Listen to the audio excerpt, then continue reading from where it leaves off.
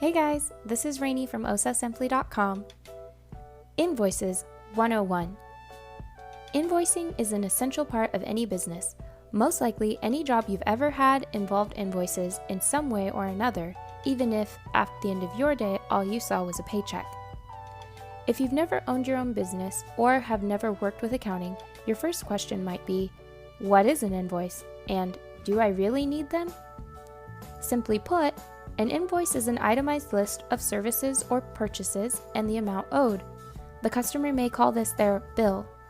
Once the invoice or bill is marked as paid, the customer may now call it a receipt. As a nanny, invoices serve as necessary legal documents that can be used to show how much money you are owed for services performed. Additionally, invoices are an easy way to receive payments and give both you and the parents a document for personal and business taxes. Let's get into some of the nitty-gritty of setting up, using, and sending invoices for your nannying business. Don't get paid in cash. Back in my communication article, Nanny and Parent Cooperation, I talk about the importance of leaving a trail of communication. This is a trail of proof. Here's part of that article. It is important to have a trail of proof of that communication. You need to be able to show the parents what has been communicated between you and them and anyone else involved. Part of your responsibility, communication-wise as a nanny, is to keep track of this proof. Part of that communication involves what you discussed concerning payments and rates. Not only do you tell parents what you will charge when you are first getting started, but you continue to reiterate this information to them through your invoice.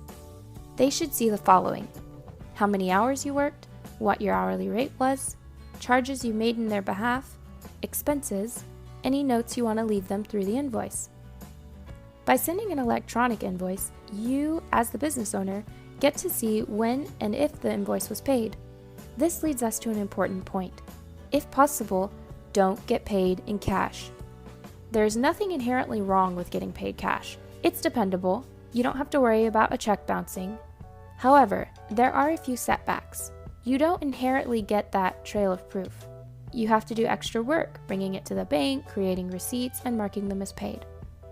If the parents can't pay you the day you're at work, or if your schedule changes, you have to wait until the next time you're at work to get paid. It's much easier for either you or the parents to miscount the money owed, ending up with you getting underpaid or overpaid, which can be just as bad. You can eliminate all of these problems by starting out with electronic invoicing services. Honesty is the best policy. If you were overpaid, always check with the parents to see whether it was an accident or not. Don't ruin your relationship over it. You might say, "But I'm young and just starting. I don't have any money to invest in expensive accounting software." Lucky for you, all of what I use for my invoices is free.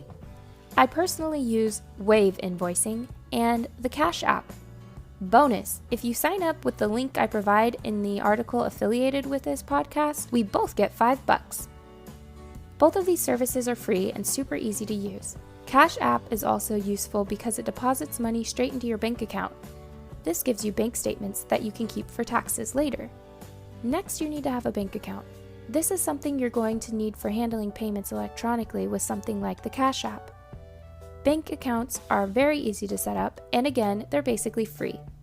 Even so, you may benefit from looking into a credit union as an alternative to your traditional banks.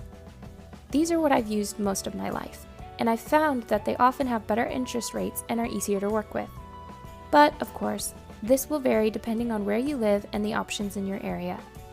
I'd encourage you to look at local options and ask friends and family what they use. Pro tip: we keep all of our business expenses on a separate credit card that is only used for our nanny business. This makes bookkeeping and invoicing much simpler. Doing things this way, I don't have to pore over hundreds of personal purchases to find the few business expenses in my bank statements. How to set up an invoice. It's true that invoicing is a part of accounting, which is a complex world. It is also true that accounting involves a lot of math, dates, and records. What all of this does not mean is that your invoice needs to be complicated. In fact, setting up your invoice is very easy, especially with software like Wave. Using Wave, you can even send invoices using your phone in just seconds. It is important, however, that you take some time when getting started with a new client to set your invoice up right. An important point to remember is to keep things as clear and simple as possible. Here are the key features you'll need: the date the invoice was sent, the date the invoice must be paid by, who the invoice is to be paid to, the client's name, description of the services paid for, which include days worked, hourly rates, and additional expenses, which can include mileage or house and family purchases. In Wave, you'll be prompted for most of this information, making the process fairly simple. Before, in the Nanny Parent Cooperation article, I repeatedly mentioned in passing that you can communicate through your invoice. However, I didn't go into detail there. Let's take a look at how you can actually implement such a system and how you could get feedback through avenues other than your invoices. Cooperation, a multi-part series that examines different aspects of communication in a nanny's career. The series starts by taking a look at the importance of cooperation between the nanny and the parents. Find this series on my website, ohsosimply.com. This is something that many companies do. They ask clients for feedback about their services directly in their invoice. Perhaps the invoice is an email and it suggests that you reply to the email with your feedback, or you get a link to a survey. As a nanny, you can do this too. Often, as parents are paying you, they feel more at liberty to speak their mind about something, which is a good thing.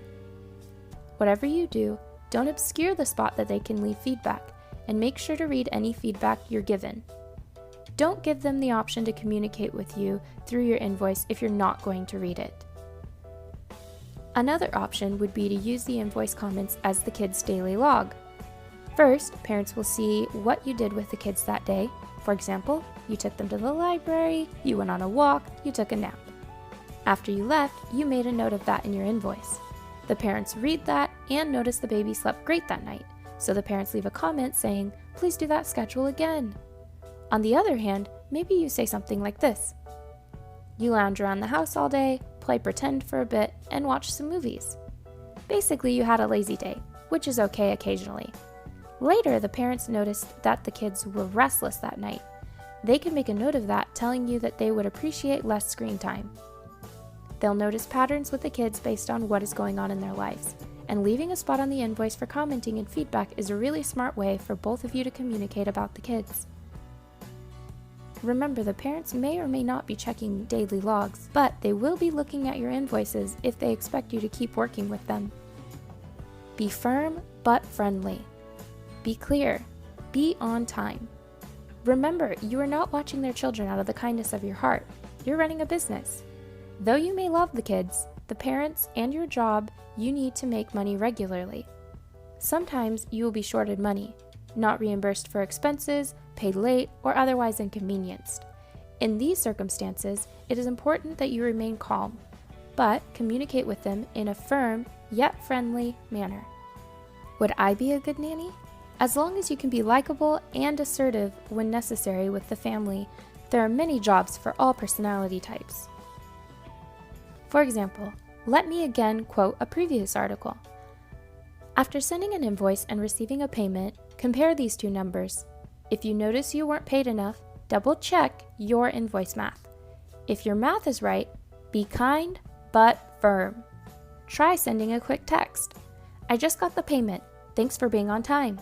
I did notice a discrepancy of X amount of dollars. Do you mind shooting that over as soon as possible?" In that example, we don't beat around the bush, but we are also not overly blunt. We get to the point in a friendly manner. You can basically use this structure for any such issues you need to resolve. 1. Compliment them. "I just got the payment. Thanks for being on time." 2. Point out the issue without blaming anyone. "I did notice a discrepancy of..." 3. Offer the solution. "Do you mind sending me that as soon as possible?" One point to keep in mind is that if you expect the parents to act professionally concerning invoices, you need to be professional as well. This involves communicating clearly and punctually. Families want you to be professional, someone who respects them and their time. Receipts. Remember the taxes. When it comes to owning a business, honesty is important. This means paying taxes honestly when the time comes. And it will. To make this process as simple and pain-free as possible, keep records of everything. Keeping records can be easy, simple, and may only take a few seconds or minutes a day. If you are using all of the advice in this article, which will make things easier on you, you will already have most of what you need. Your invoices serve as records for yourself. Never throw these away. In fact, most of these can be kept digitally for an indefinite amount of time. These can be easily printed off as needed. In hand with your invoices are records of payments made to you. This is how you keep an accurate record of your income. Additionally, this doubles as a receipt for the parents.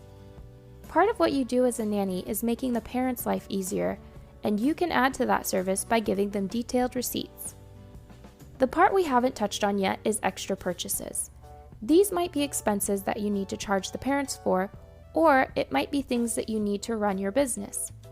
Gasoline, software services, office supplies, a portion of your internet expenses, work clothes, nanny printouts, items for your nanny bag.